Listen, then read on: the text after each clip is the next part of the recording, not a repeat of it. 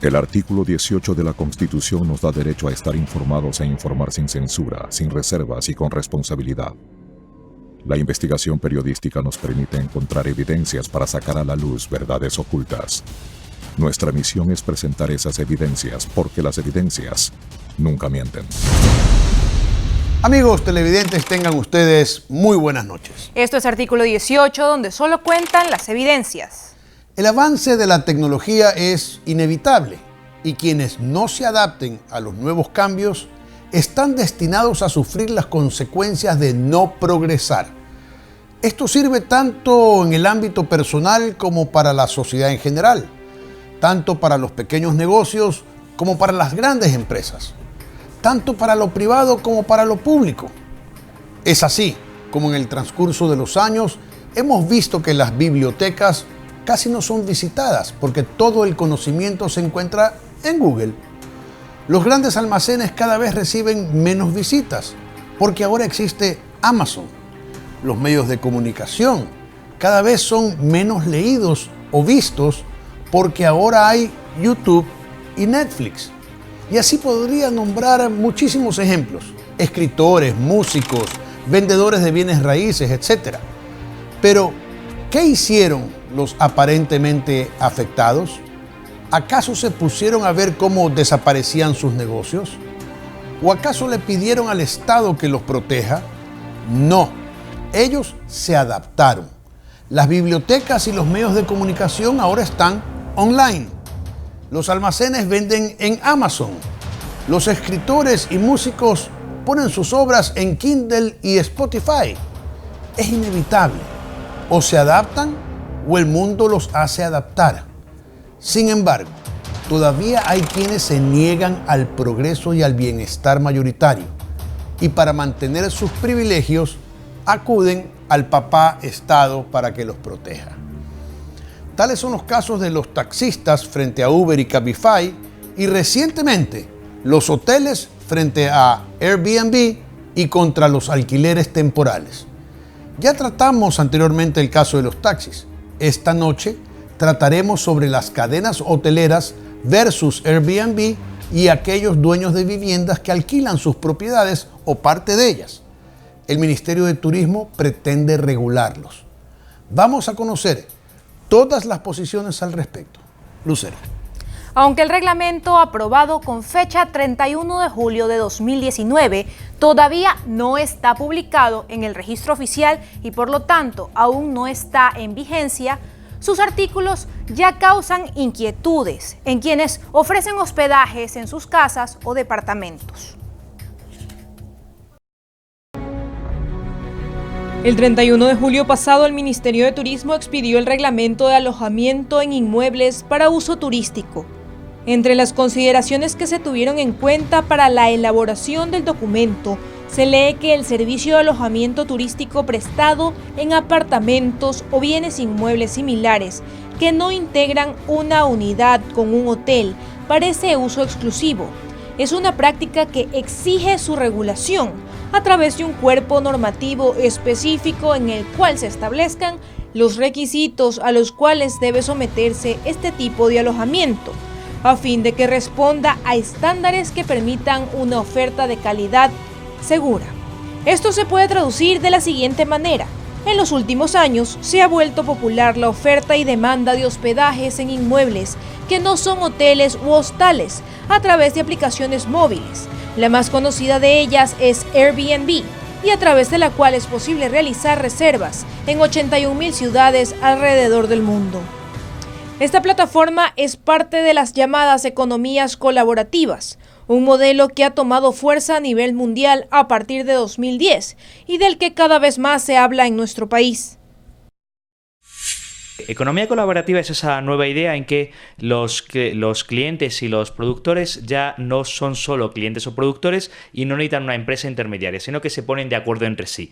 En este caso se ponen de acuerdo entre sí a través de una plataforma y se ponen de acuerdo entre sí para dar servicios de habitación. Esto es, aquellas personas que tienen una casa ponen la oferta de, oiga, tengo una casa y pongo en la plataforma, y aquellas personas que desean hospedarse en esa casa se acogen a eso. Aquellas personas que tienen una habitación libre se ponen la disponibilidad de la habitación libre en la plataforma, y las otras personas que quieren dormir en esa habitación se ponen de acuerdo. Un poco parecido a cómo funcionan otras plataformas de servicio de transporte. Yo tengo un carro y quiero conducir, o tengo unas plazas en mi carro y me voy a ir a otra ciudad, pongo esta oferta de la plataforma, y aquellas personas que desean consumir o que desean utilizar este mismo servicio, a través de la plataforma nos ponemos de acuerdo y nos coordinamos. En realidad, en términos económicos, lo que hacen esta plataforma es reducir los costes de transacción de tal manera que se incrementa la productividad económica. Airbnb, por ejemplo, comenzó en el 2007 con Jojo Gebbia y Brian Chesky, y una idea para ganar dinero extra en la ciudad de San Francisco, Estados Unidos. Tenían problemas para pagar la renta y se les ocurrió colocar 3 colchones en el departamento que vivían para, además de ofrecer un lugar donde quedarse, brindar desayuno. Durante ese año hubo una conferencia de diseño importante en la ciudad, lo que saturó casi en su totalidad a los hoteles tradicionales, por lo que ellos, aprovechando esta oportunidad, crearon el sitio web airbedandbreakfast.com, y sus primeros huéspedes pagaron $80 cada uno. Nuestro país no es la excepción, y aunque no es novedad alquilar una habitación que no estuviera utilizada a estudiantes de otras provincias, o alquilar por un fin de semana el departamento o casa en la playa que no se utiliza todo el año, el arribo de plataformas como Airbnb a nuestro país supuso la preocupación de los sectores de la hotelería formal. De acuerdo al Ministerio de Turismo, tan solo en 2018 ingresaron más de $1.043 millones al país por turismo receptor, y llegaron 2.427.600 extranjeros. Según las cifras de esta misma cartera de Estado, Ecuador cuenta con 80.762 habitaciones disponibles en su planta de alojamiento. Cuando una ciudad necesita alojamiento, la existencia de esto es necesaria, diría yo, porque el mercado lo pide. Cuando los mercados no son suficientes, lógicamente entran a competir, y a competir mal si las condiciones son desiguales. ¿Qué está pasando? Yo tengo unas estadísticas que le puedo contar. Hay una página en la web que da todas las estadísticas sobre el alojamiento informal en el mundo. Dice que en Guayaquil hay 1.614 habitaciones oficiales. En Quito hay 7.390 y en Cuenca 1.134 habitaciones fuera de las normales. El 97%, 98% y 94% respectivamente están manejadas por Airbnb. Las demás están manejadas por otros webs, otros canales. Normalmente la oferta de camas por habitación en Guayaquil es de 1.6, en Quito de 1.9 y en Cuenca 2.1, o sea, son casas o alojamientos más grandes que tienen más camas, digamos, ¿no? En el caso de Cuenca. La tarifa promedio está en 54, 40 y 40 respectivamente, o sea, 54 en Guayaquil, 40 en Quito, 40 en Cuenca, que es una tarifa media y diría yo casi que la mitad de la tarifa promedio de la hotelería bien establecida.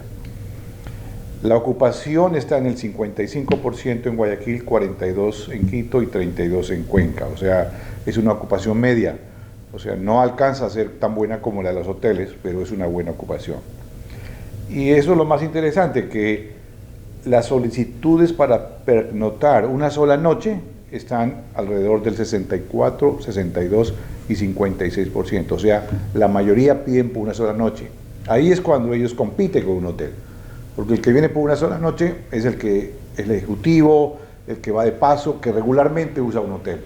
Las familias normalmente cuando vienen en plan de viaje, de turismo, se alojan por lo menos 2, 3 o 4 noches, ¿no? Porque es una estadía más de conocer, de visitar. Se ve que esto es en gran parte gente que entra y sale de la ciudad en una noche únicamente, que sí es competencia a los hoteles. Y es que según Airbnb, los mercados emergentes han potenciado el crecimiento de la plataforma a nivel mundial. Una plataforma que no solo se nutre de reservas para huéspedes extranjeros, sino al interior de cada país, gracias al turismo interno.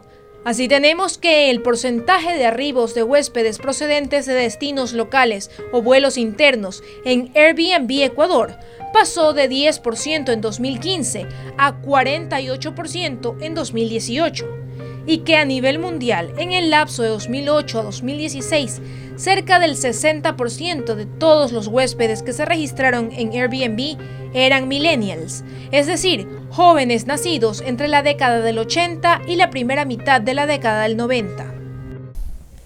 Cada vez más personas se animan a ofrecer espacios subutilizados de su casa o propiedades que no tienen un alquiler fijo a través de redes sociales o aplicaciones como Airbnb.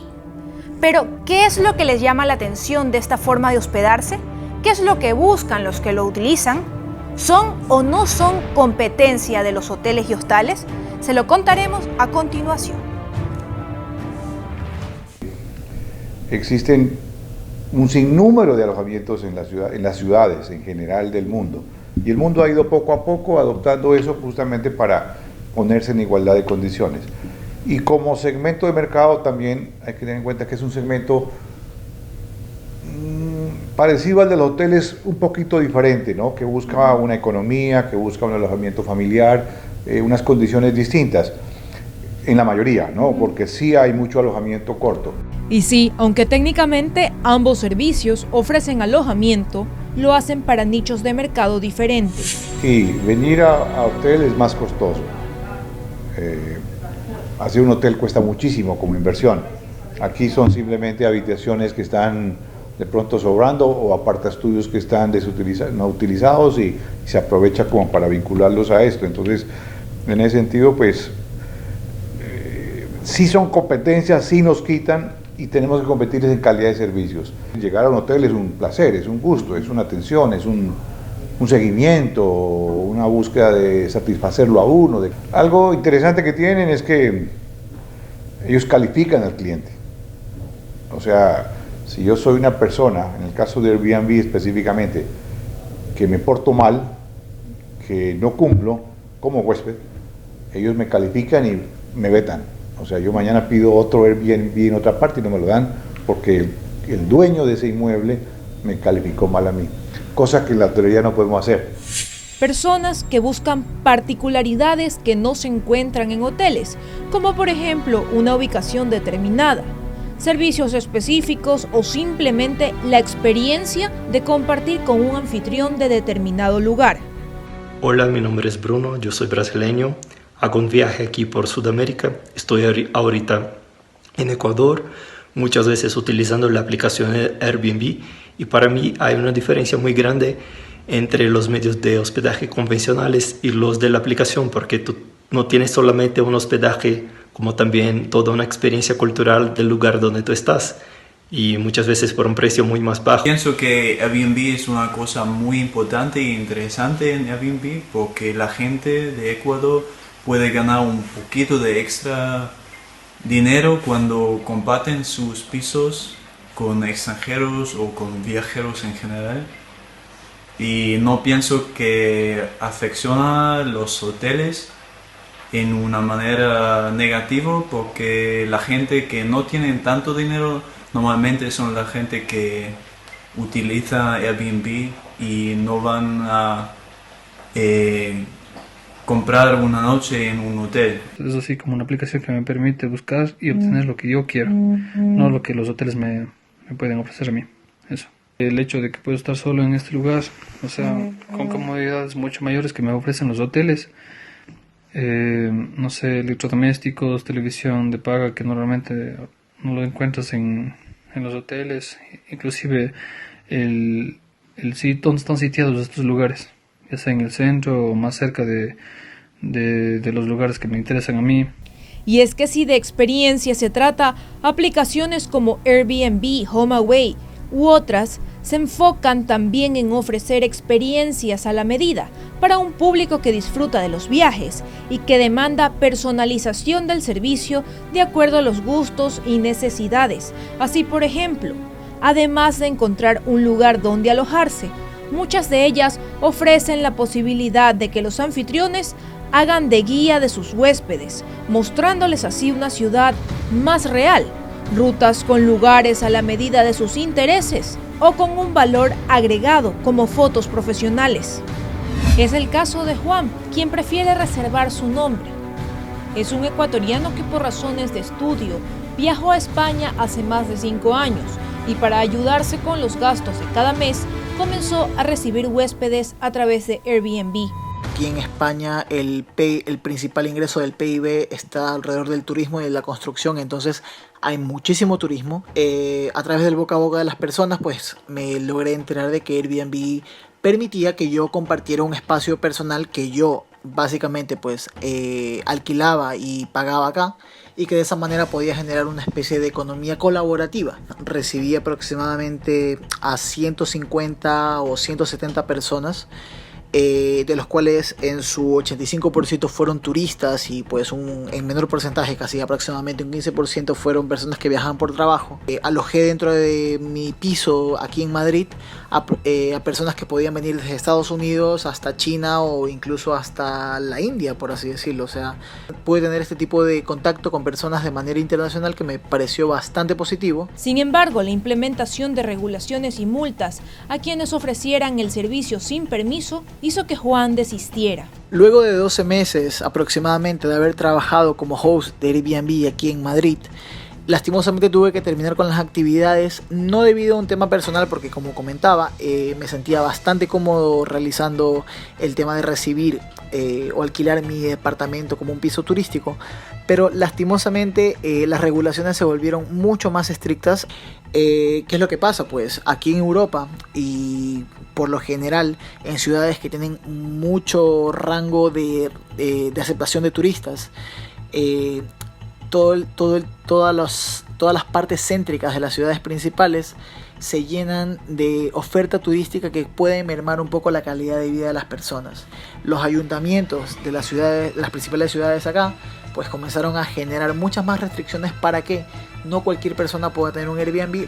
Se convirtió en un tema bastante complejo, de una burocracia muy intrincada y muy complicada, y pues bueno, como estudiante que vive aquí en España, lastimosamente no tenía el tipo de conocimiento o información para poder continuar con esto de acá.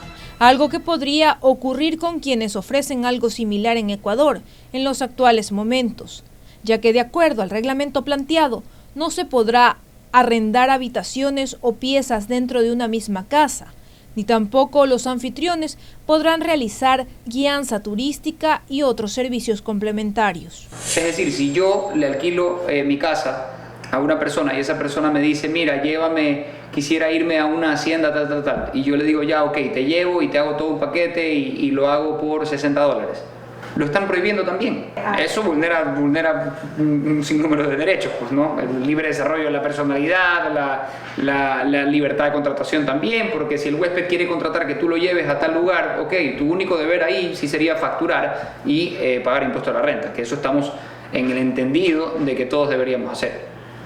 Que otras personas no lo hagan ya es cuestión de esas personas y control del SRI. La realidad de este tipo de plataformas es que en su inmensa mayor parte son personas que alquilan una habitación o personas que alquilan su casa en la playa durante 2 semanas. ¿De verdad se le va a pedir a alguien que alquila una habitación la misma regulación que se le puede pedir a un hotel? ¿Qué ocurre? Si le pides la misma regulación, lo que acaba ocurriendo es que esta gente va a desistir de ejercer esta actividad. ¿Y qué ocurre si decide desistir de ejercer la actividad? En primer lugar, es inmoral que por el hecho de hacer una regulación para solucionar un no problema, acabes creando que esta gente, o que honradamente se gana la vida de esta manera, deje de ganarse la vida. Ni siquiera se gane la vida. En la mayor parte de los casos no es su actividad principal, es simplemente un sobresueldo que recibe para esto. Y en segundo lugar, el problema no es ni siquiera esta gente. El problema es que dejan de venir turistas, deja de venir desarrollo económico, dejan de venir divisas, y cada vez que un turista viene a una de estas, alquila una casa por una de estas plataformas, trae divisas para el resto del país, y el resto del país se desarrolla. Los servicios de restaurante, los servicios de transporte, los servicios de museos, todo eso también se desarrolla. Y si no le ofrecemos a los turistas alternativas, dejarán de venir. Si nosotros no analizamos este reglamento considerando estos ápices, estas características, de una u otra manera las personas que estamos pasando eso sí vemos que nos pueden cortar estas fuentes de ingreso. Entonces, si no consideramos este tipo de cosas, créanme que muchas de las personas simplemente nos va a tocar migrar para cubrir las hipotecas o simplemente perderlas porque no vamos a poder pagar. Por esta razón, parte de quienes ofrecen el servicio se han agrupado en la comunidad de alojamientos temporales, bajo la representación de Gabriel Guzmán, y el pasado 27 de agosto mantuvieron una reunión con la ministra de Turismo, Rosy Prado, y un equipo de la cartera de Estado. Al finalizar la reunión, esto fue lo que manifestó el presidente de la comunidad de alojamientos temporales. Van a analizar nuestra propuesta, nos han obviamente identificado en esta ocasión, no sabían que había un ente representativo de los alojamientos temporales.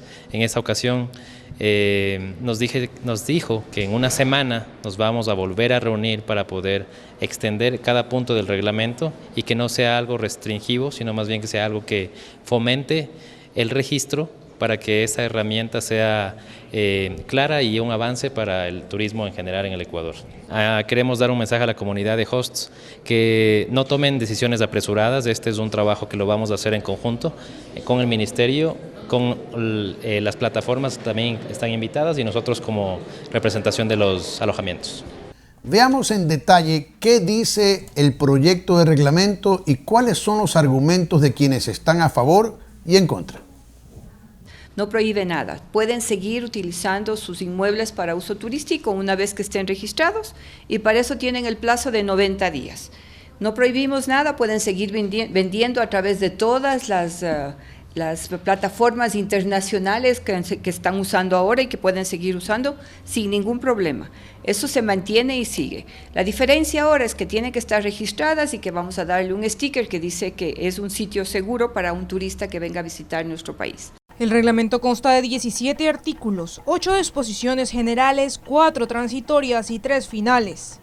En su artículo 2 se detalla que su aplicación es obligatoria a nivel nacional, exceptuando la provincia de Galápagos, donde no se podrá ejercer este tipo de alojamiento, y estarán sometidos a las disposiciones del reglamento los propietarios de los inmuebles destinados a uso turístico, arrendatarios y administradores de los mismos a cualquier título, los comercializadores o intermediarios de esta oferta, quienes reserven o sean usuarios de este tipo de alojamiento, quienes por cualquier medio promocionen, difunden o vendan esta oferta de alojamiento, inclusive por medios de canales virtuales, medios digitales o de cualquier tipo, compañías inmobiliarias y agentes representantes. El documento también precisa que se considerará como alojamiento en inmueble para uso turístico a la prestación habitual y remunerada del servicio de hospedaje no permanente a huéspedes nacionales o extranjeros en cualquier inmueble para uso turístico y que puede ser prestado por personas naturales o jurídicas. En su artículo 4, el reglamento menciona la obligatoriedad de registro de turismo y obtención de una licencia anual de funcionamiento. El texto además precisa que los inmuebles de este tipo que estén sometidos al régimen de propiedad horizontal deberán observar las disposiciones sobre esta materia, incluidas las normas internas de copropiedad, y que deberán contar con los permisos respectivos. Suena bastante amigable decir invitémosla a la asamblea y va a entender. Sin embargo, no se entiende, la gente no se pone mucho en el papel de las personas que están haciendo este negocio. Yo tengo un apartamento y ese apartamento me sirve para pagar el mismo apartamento, porque antes yo tenía otros ingresos que ya no los dispongo. Entonces, obviamente, si ya no tengo un ingreso que se me cuarta porque el derecho a mi trabajo no lo va a limitar el ministerio.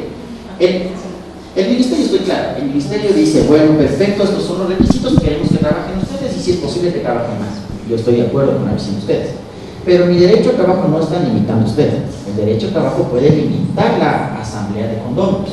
Si la asamblea, ¿qué les parece si yo les caigo pesado a los de los condóminos? Simplemente no me dan Por eso no tiene que ser simpático, amable. El reglamento estipula 17 obligaciones para los anfitriones de los inmuebles, como por ejemplo, exhibir en un área visible del inmueble para uso turístico la licencia única anual de funcionamiento, en la cual conste la información del establecimiento. Asimismo, exhibir también la identificación exterior del inmueble para uso turístico en un sticker tamaño A6, en el que constará la frase inmueble para uso turístico autorizado, el número de registro, un método de control y seguridad digital como puede ser un código QR y el logo del Ministerio de Turismo. Les vamos a dar un sellito de que está registrado. Sí. Logo visible de tantas dimensiones donde se diga que es la propiedad tal. ¿Cree que me van a permitir poner eso en la fachada del edificio? Habría que aclararlo porque de lo que estuvimos leyendo, espero haberme equivocado, puerta de acceso al edificio principal. También deberán notificar a la Autoridad Nacional de Turismo y al Gobierno Autónomo Descentralizado Municipal la transferencia de dominio o modificación de la información con la que fue registrado el inmueble para uso turístico dentro de los 30 días de producida, así como informar al administrador o presidente de la Asamblea de Condóminos donde se encuentra ubicado el inmueble, los teléfonos del contacto del anfitrión, con disponibilidad las 24 horas. Deberán informar a la Autoridad Nacional de Turismo hasta el 1 de diciembre de cada año sobre las tarifas, incluidos impuestos, entre otras particularidades. El reglamento también prohíbe ofertar o prestar el servicio de alojamiento en una parte del inmueble o una habitación o una parte de las habitaciones, o contar con habitaciones comunes o compartidas. Realizar actividades de intermediación, operación turística, transporte terrestre turístico, guianza turística, de forma directa o a través de enganchadores. Y contratar a personas naturales o jurídicas que realicen actividades de intermediación de manera informal. ¿Pero en qué consistiría este registro de turismo y cómo se obtendría la licencia anual de funcionamiento?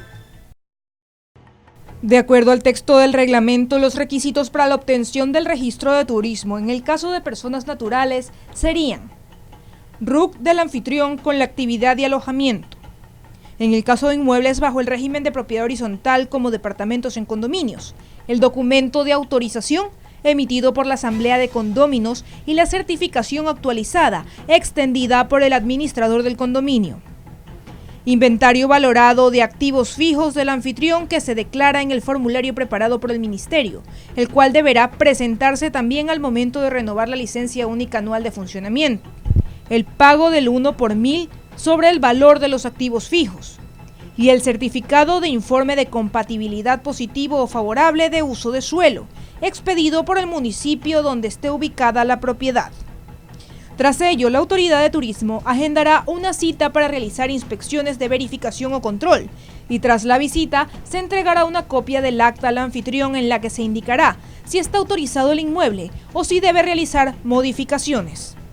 Mientras tanto, los gobiernos autónomos descentralizados o municipios serán los encargados de emitir la licencia única anual de funcionamiento, solicitando los siguientes requisitos: certificado de registro de turismo otorgado por el Ministerio y del que ya hablamos anteriormente, certificado de informe de compatibilidad positivo o favorable de uso de suelo otorgado por el GAT, certificado de estar al día en el pago del 1 por 1000 sobre el valor de los activos otorgado por el Ministerio de Turismo, y los requisitos establecidos por cada municipio.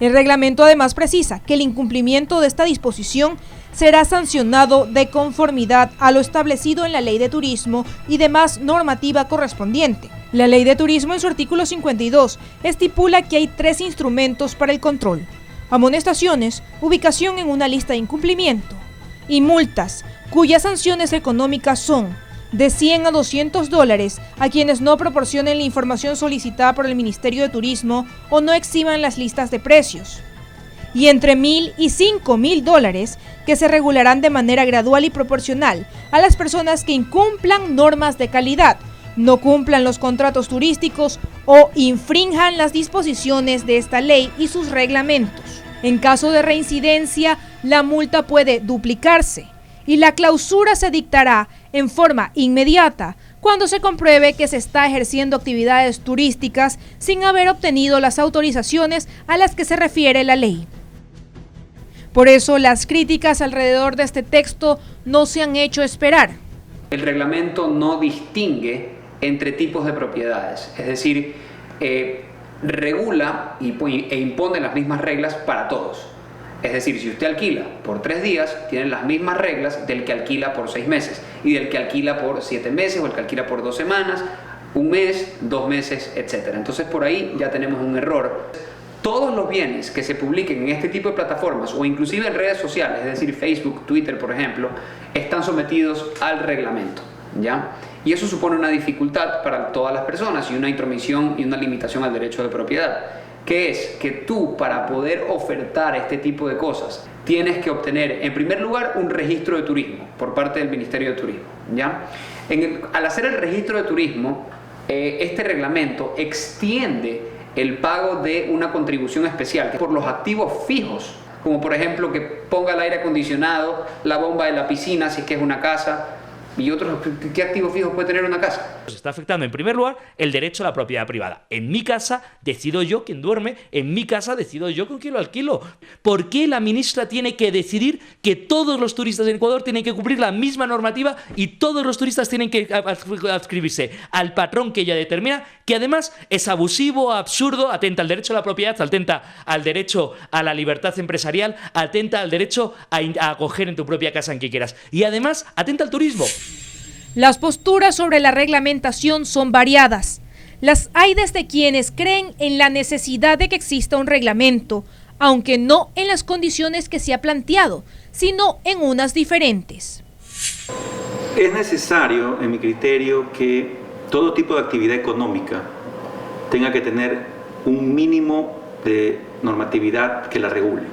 Es decir, la informalidad no es bien vista en ninguna parte del mundo. En el caso de estas economías colaborativas de vivienda o de residencias turísticas, efectivamente el día de hoy más de 190 países ya la tienen regulada, de diferentes maneras, es decir, no todas son iguales. Entonces usted puede ver aquí edificios en Guayaquil en donde a las 12 de la noche, 3 de la mañana, 5 de la mañana, 8 de la mañana, a toda hora llegan camionetas con maletas, ingresan a los lobbies de los hoteles, que no son hoteles, son edificios de vivienda donde hay personas de la tercera edad o jóvenes universitarios que alquilaron o compraron esos departamentos para vivir en tranquilidad y resulta que se está alterando la vida cotidiana de estas personas y a las cuales no se les ha pedido autorización. Yo también decía en mi artículo que la Constitución de la República garantiza la igualdad de condiciones cuando se ejerce en la economía, un negocio, es decir, lo que se llama la competencia leal. O sea, no cabe competir en un mercado de forma desleal, ¿no es verdad?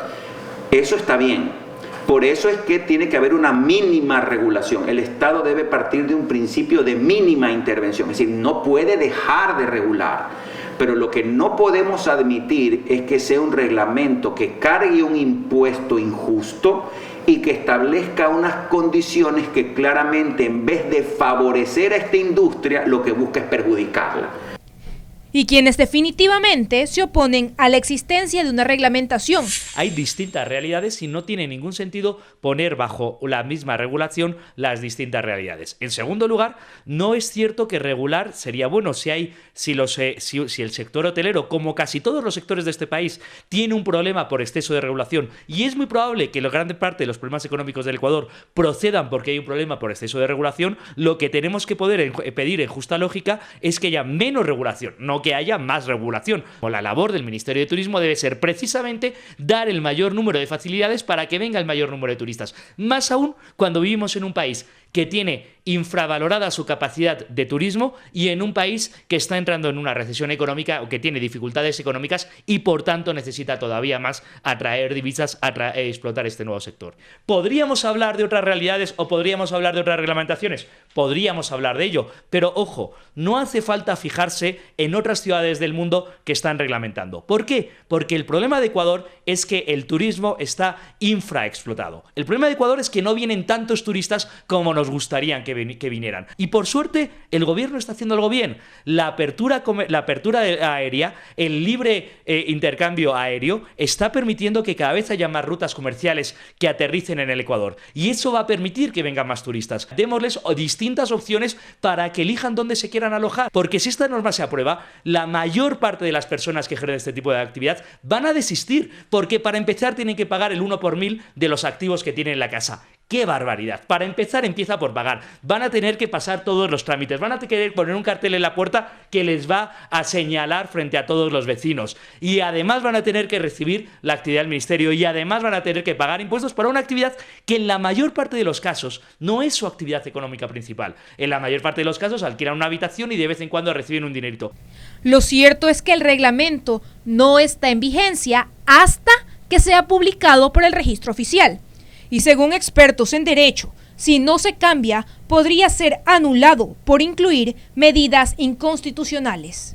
Sí, o sea, este reglamento me parece a mí que vulnera algunos derechos y podría ser susceptible a una acción de inconstitucionalidad por parte de quien se sienta afectado, ¿no? Que esto es un colectivo bien grande de personas. En primer lugar, el derecho a la propiedad, ya que se está limitando el uso de la propiedad sin justificación alguna, simplemente con el afán de regular. Como le digo, es distinta a la propiedad horizontal, porque la propiedad horizontal tiene su propia normativa y tiene su propio reglamento interno de copropietarios. Ahí se podría limitar esto de aquí, se podría prohibir, como se lo hace efectivamente en otras ciudades del mundo, y aquí en algunos condominios puede hacerse. Hasta aquí nuestro informe. Hemos presentado los dos lados de la moneda para que ustedes tengan todos los elementos para esgrimir sus argumentos cuando los necesiten. Ahora les presento mi opinión al respecto. Primero, el Estado no está para controlar ni regular lo que hace cada ciudadano con su propiedad.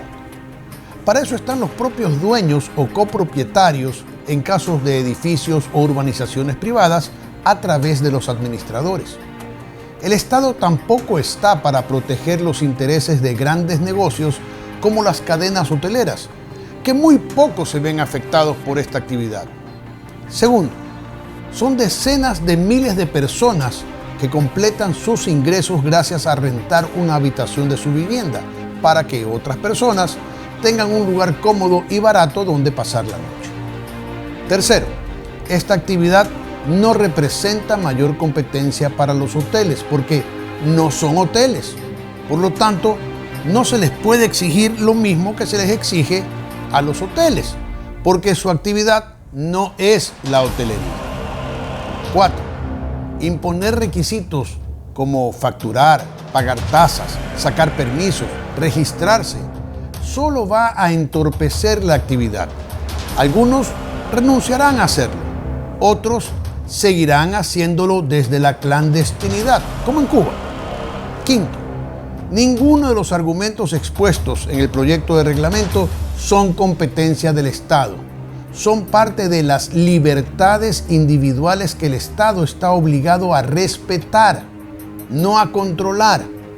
Sexto, perjudica a un sector turístico de paso, que jamás va a ocupar un hotel de 3, 4 o 5 estrellas, pero que puede venir gracias a que puede encontrar una habitación barata donde hospedarse.